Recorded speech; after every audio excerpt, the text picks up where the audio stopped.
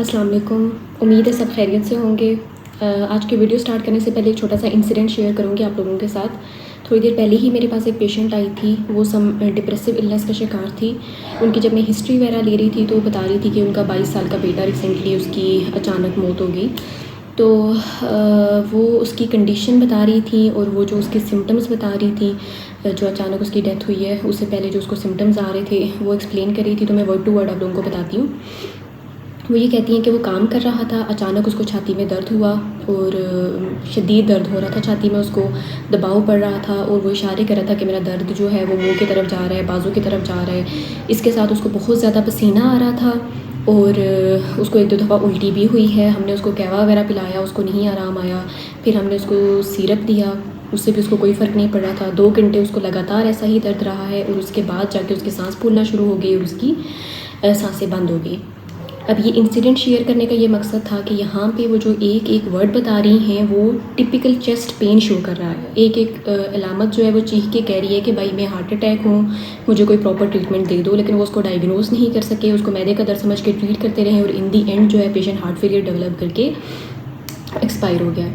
तो मुझे लगा कि मुझे इस पे वीडियो बना लेनी चाहिए कि एटलीस्ट इतने अगर टिपिकल सिम्टम्स के साथ पेशेंट है तो आप उसको डायग्नोज कर सको कि ये हार्ट अटैक है।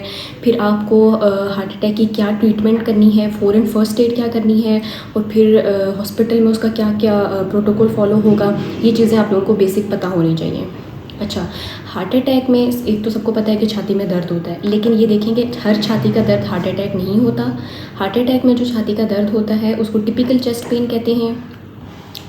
टिपिकल चेस्ट पेन में क्या क्या चीज़ें आएंगी, एक तो जो हार्ट अटैक में छाती का दर्द होता है वो डिफ्यूज़ चेस्ट पेन होता है। क्या मतलब हुआ इसका कि जो पेशेंट होता है वो आपको ये नहीं बताएगा कि मुझे इस जगह दर्द हो रहा है, इस जगह, वो कहेगा मुझे पूरी छाती में दर्द हो रहा है। और दर्द की नोयत अगर पूछेंगे तो वो ये कहता है कि मुझे भारीपन महसूस हो रहा है, हैवीनेस होती है। और वो बाज़-औक़ात ये कहता है कि मुझे ऐसा लग रहा है मेरी छाती के ऊपर कोई चीज़, कोई बैठ गया है। ठीक है। और ये जो दर्द होता है ये मुंह की तरफ, जबड़ों की तरफ और जो बायां बाजू है यहाँ पे रेडिएट करता है। ये पेन एसोसिएट कर सकता है, इसमें स्वेटिंग होती है बहुत ज़्यादा सिम्पैथेटिक स्टिमुलेशन की वजह से। उसके बाद वॉमिटिंग्स भी इसमें आ सकती हैं। ये सारे सिम्टम्स अगर आ रहे हैं तो आपने अलर्ट हो जाना है कि पेशेंट को हार्ट अटैक हो रहा है। अब हार्ट अटैक अगर पेशेंट को डेवलप हो रहा है तो आपने फ़ौरी तौर पर क्या फ़र्स्ट एड करनी है और क्या स्टेप्स फॉलो करने हैं वो मैं आपको बता देती हूँ। कि जो शुगर के मरीज़ होंगे उनमें पेन की नोयत डिफरेंट हो सकती है। ज़रूरी नहीं है कि वो ये सारी अलामतें उनमें आएँ। उनमें किसी भी तरह का अगर छाती का दर्द हो रहा है आपने उनको फ़ौरन इवैल्यूएट करवाना है, ईसीजी करवानी है, एको करवानी है। ठीक है, क्योंकि शुगर के मरीज़ों को न्यूरोपैथी की वजह से पेन परसेप्शन उनकी डिफरेंट होती है।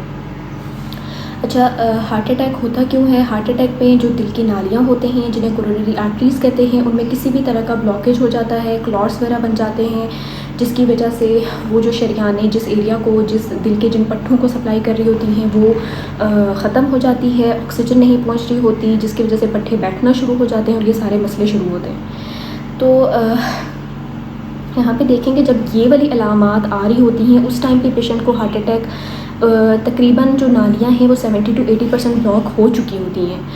तो इससे पहले भी ये क्लॉट समटाइम्स अचानक बनता है, लेकिन मोस्टली ये होता है कि ये प्रोग्रेस करता है। पहले छोटा क्लॉट होता है, फिर आस्ता आस्ता करते ये बड़ा होता है। तो छोटे क्लॉट पे भी कुछ सिम्टम्स आ रहे होते हैं पेशेंट को।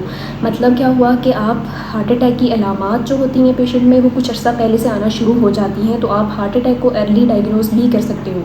अभी हार्ट अटैक नहीं आया लेकिन आप पहले से कैसे पता कर सकते हैं कि मुझे हार्ट अटैक आ चुका है? उसमें एक इम्पॉर्टेंट सिम्टम है, वो ये होता है चेस्ट पेन ऑन एक्सर्शन। कि आप कोई काम करते हो उसके बाद अगर आपको छाती में, जो मैंने अभी आपको अलामतें बताई, इस तरह का अगर दर्द हो रहा है, ज़्यादा चलने पे आपको इस तरह का छाती का दर्द हो रहा है, तो आप ज़रूर अपना एक दफ़ा मुआयना करवाएं दिल का, क्योंकि ये इसको शो कर रही होती हैं कि आपके दिल के शरियानों में किसी न किसी तरह का क्लॉट है।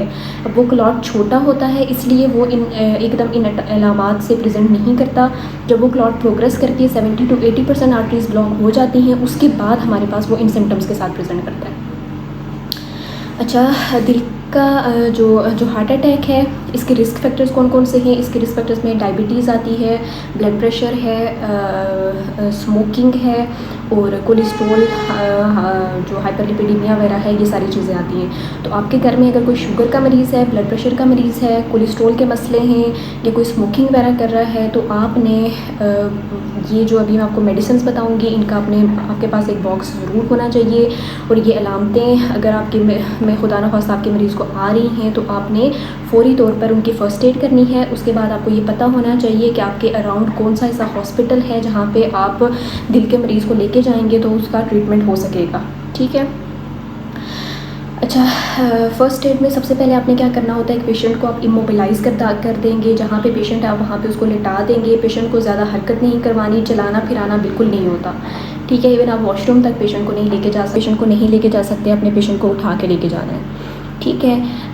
ये सारी अरेंजमेंट करने के बाद, हॉस्पिटल के अरेंजमेंट करने के बाद, आपने पेशेंट को कौन कौन सी मेडिसिन देनी है, ये 3 मेडिसिन आपको पता होनी चाहिए। सबसे पहले डिस्प्रिन है। डिस्प्रिन 300 mg वाली जो डिस्प्रिन होती है वो आप पेशेंट को एक देंगे और उसको बोलेंगे कि वो चबा के खा ले।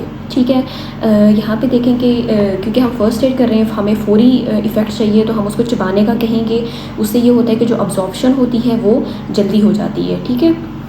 डिस्प्रिन आपने चबा के खिला देनी है। और जो क्लोपिडोग्रिल नाम से टैबलेट्स आती हैं 75 mg की होती हैं, ये आप उनको 4 टैबलेट्स जो हैं ये पानी के साथ खिला देंगे। और एटोरवास्टेटिन 40 mg वाली टैबलेट आपको उसको पानी के साथ खिला देंगे। ठीक है। टोटल आपने 6 टैबलेट्स, 1 डिस्प्रिन, 4 क्लोपिडोग्रिल और 1 एटोरवास्टेटिन, ये पेशेंट को आपने खिला देनी है। साथ में अपने पेशेंट का ब्लड प्रेशर लेना है। अगर पेशेंट का ब्लड प्रेशर ठीक आ रहा है, 120, 80, 110, 70 तक है, इससे कम नहीं है, तो आप पेशेंट को एंजिसिड जो गोली होती है वो ज़ुबान के नीचे एक रखवा सकते हैं। इससे पेशेंट का पेन कम होगा। और अगर ब्लड प्रेशर ठीक नहीं है तो आपने तब एंजिसिड नहीं देनी। अगर ब्लड प्रेशर ठीक है आप एंजिसिड रखवाएंगे। अगर पेन रिलीफ हो रहा है तो ठीक है, नहीं तो आप 5 मिनट बाद एक एंजिसिड रिपीट करवा सकते हैं। और एक 5 मिनट बाद, मतलब आपने 3 टैबलेट्स 5 मिनट के वक्फे से एंजिसिड पेशेंट को खिला देंगे। अच्छा, अब आप पेशेंट को हॉस्पिटल ले जाते हैं। हॉस्पिटल में सबसे पहले तो ईसीजी होती है। और ईसीजी पे अगर चेंजेस आ जाती हैं तो वो दिल का बड़ा अटैक होता है, जिसको ST एलिवेशन MI कहते हैं, STEMI। और अगर ईसीजी पे चेंजेस नहीं आती तब भी आपने वेट करना होता है। लेकिन बाज़-औक़ात ईसीजी में चेंजेस नहीं आती, हम पेशेंट को काउंसिल करते हैं कि भाई अभी ईसीजी पे चेंजेस नहीं आई, आप थोड़ा देर इंतज़ार करें, एक टेस्ट करवाएंगे। उसके बाद हमें पता चलेगा वो टेस्ट ट्रोपोनिन आई होता है, जो 4 से 6 घंटों बाद उसकी रिपोर्ट पॉजिटिव आती है। तो वो टेस्ट करवाएंगे। अगर वो टेस्ट पॉजिटिव आता है और ईसीजी में कोई चेंजेस नहीं आती तो उसको STEMI कंसिडर किया जाता है। अब ये दिल की 2 बड़े अटैक की 2 बड़ी किस्में हैं। अच्छा, अब यहाँ पे क्या है कि आपको ये पता होना चाहिए कि जो दिल का बड़ा अटैक STEMI हो चुका है, उस टाइम पे आपने पेशेंट को 120 मिनट्स के अंदर एंजियोप्लास्टी अगर करवा देंगे तो जो दिल के पट्टों की न्यूट्रिशन वगैरह बंद हुई हुई है वो फ़ौरन चल जाएगी। और जो दिल के पट्टे बैठने का या उसकी कॉम्प्लिकेशन होने का या हार्ट फेल होने का जो ख़तरा होता है वो काफ़ी हद तक कम हो जाता है। 120 मिनट्स के अंदर आपने ये काम करवाना होता है। अगर सपोज़ आपके पास ये सहूलत नहीं है तो आप मैक्सिमम जो है वो 12 घंटों के अंदर ये इलाज करवा सकते हैं। इस दौरान ये 12 घंटों का जो बीच में गैप आएगा, आप थ्रोम्बोलिसिस करवा सकते हैं। थ्रोम्बोलिसिस के लिए वो ड्रिप चलाते हैं, आपने देखी होगी, स्ट्रेप्टोकाइनेज, अल्टीप्लेज, एटिप्लेज, इसकी ड्रिप होती है, वो चलती है, जो दिल के शरियानों में खून का लोथड़ा बन चुका है, ये उसको पिघलाती हैं। अब ये ड्रिप चलवा के फिर आप पेशेंट को सेटअप पे लेके जा सकते हैं जहाँ पे एंजियोप्लास्टी की सहूलत मौजूद है। वहाँ पे वो एंजियोग्राफी करेंगे, जो दिल की जो शरियानें बंद होंगी उनको देखते हुए वो स्टेंट वगैरह डाल देंगे। जो रीपरफ्यूजन होती है, दिल के पट्टों की न्यूट्रिशन इम्प्रूव होती है, तो हार्ट फेलियर का जो रिस्क होता है वो कम हो जाता है। ये सारा जो था ये हमारे पास एक जो हार्ट अटैक है, STEMI है या STEMI है, उसका प्रोटोकॉल है, आपने इसको फॉलो करना है। और यहाँ तक अगर किसी को कोई बात नहीं समझ आई तो वो आप ज़रूर पूछें।